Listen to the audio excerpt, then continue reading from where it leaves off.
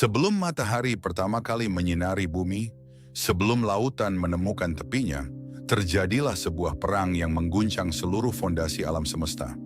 Langit retak, gunung-gunung hancur menjadi debu, dan jeritan para dewa menggema menembus keabadian. Inilah Titanomachy, perang kosmik paling berdarah yang pernah tercatat dalam ingatan semesta.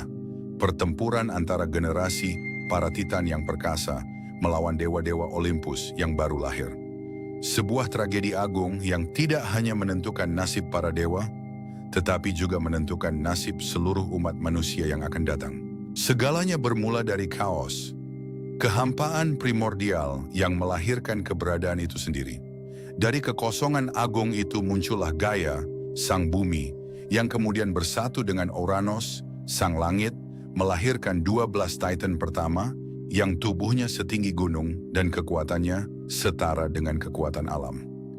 Mereka adalah penguasa pertama kosmos, berkuasa selama ribuan tahun dalam era yang disebut zaman emas, ketika semesta masih muda dan belum mengenal luka. Namun di balik kejayaan para titan, benih kehancuran telah ditanamkan oleh sebuah kutukan yang datang dari tangan Uranus sendiri. Seorang ayah yang begitu takut kehilangan tahtanya, hingga ia memenjarakan anak-anaknya sendiri dalam perut bumi.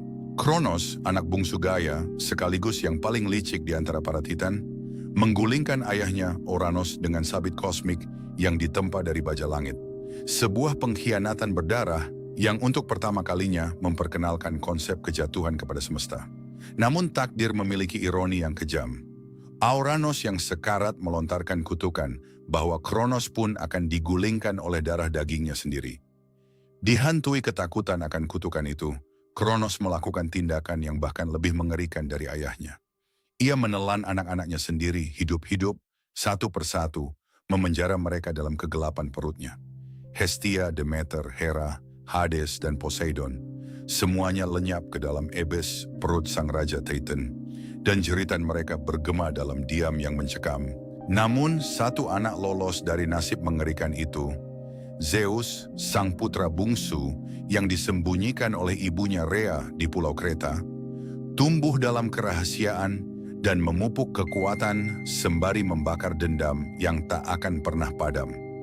Ketika waktunya tiba, Zeus menggunakan ramuan yang diberikan oleh Metis sang dewi, kebijaksanaan, untuk memaksa Kronos memuntahkan kembali kelima saudaranya. Satu persatu mereka keluar dalam cahaya, para dewa yang haus keadilan. Aliansi Olympus pun terbentuk. Zeus sang penguasa petir, Poseidon sang penguasa samudra, Hades sang penguasa dunia bawah, bersama Hera, Demeter, dan Hestia.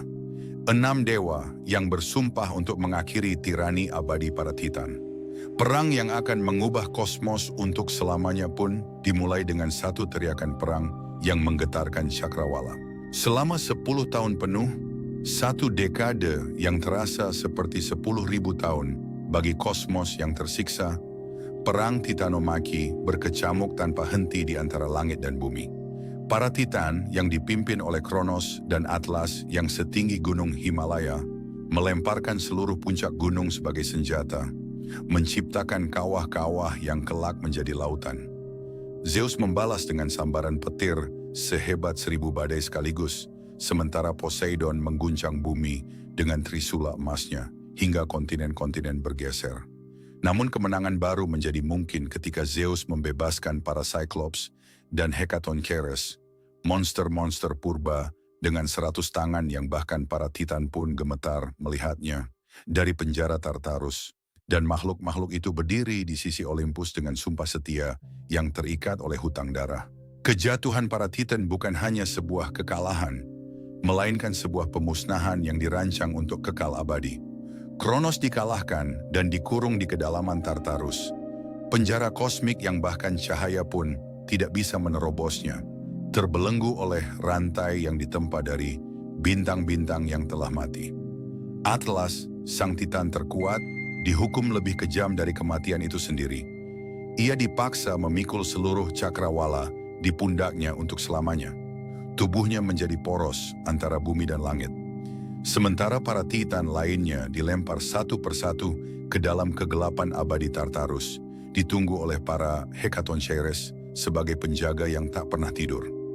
Kosmos pun berdiam dalam keheningan yang menyesakkan. Bukan keheningan damai, melainkan keheningan setelah kehancuran total.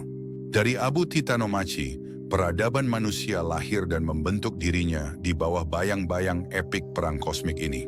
Bangsa Yunani kuno membangun seluruh tatanan kehidupan mereka, dari hukum, seni, arsitektur, hingga filsafat, berdasarkan kisah perang agung antara Titan dan Olympus. 12 dewa Olympus yang kini berkuasa dari puncak Olympus menjadi cerminan kekuatan alam dan kelemahan manusiawi, sekaligus mengajarkan bahwa kekuasaan tanpa kebijaksanaan adalah kutukan, dan bahwa bahkan dewa pun tidak kebal dari hukum karma kosmos. Festival-festival besar Yunani, Oracle Delphi yang sakral, dan seluruh pantheon mitologi yang menginspirasi peradaban Romawi, Renaissance Eropa, hingga kesusastraan dunia modern. Semuanya berakar dari gema Titanomachi yang tak pernah benar-benar berhenti bergema. Setiap kilat di langit yang kita saksikan hari ini adalah bayangan dari petir Zeus yang pertama kali menyambar di medan Titanomachi. Titanomachi bukan sekadar mitos tentang perang para dewa. Ia adalah cerminan abadi dari perjuangan manusia yang paling mendasar. Perlawanan terhadap tirani, keberanian untuk menentang kekuasaan yang korup, dan harga yang harus dibayar oleh setiap generasi untuk merebut kebebasan dari tangan generasi sebelumnya. Ribuan tahun telah berlalu sejak kisah ini pertama kali dinyanyikan oleh para Aedo di bawah langit Yunani yang penuh bintang. Namun gema Titanomachi masih terdengar dalam setiap revolusi, setiap perlawanan, setiap momen ketika manusia memilih untuk bangkit melawan penindasan. Kisah ini mengingatkan kita bahwa bahkan langit pun bisa runtuh, bahkan para titan pun bisa jatuh, dan bahwa dari kehancuran terbesar sekalipun, selalu ada kemungkinan untuk sebuah tatanan baru yang lebih adil untuk lahir. Titanomachi adalah luka pertama kosmos, tetapi dari luka itulah peradaban manusia tumbuh, tangguh, abadi, dan penuh cahaya.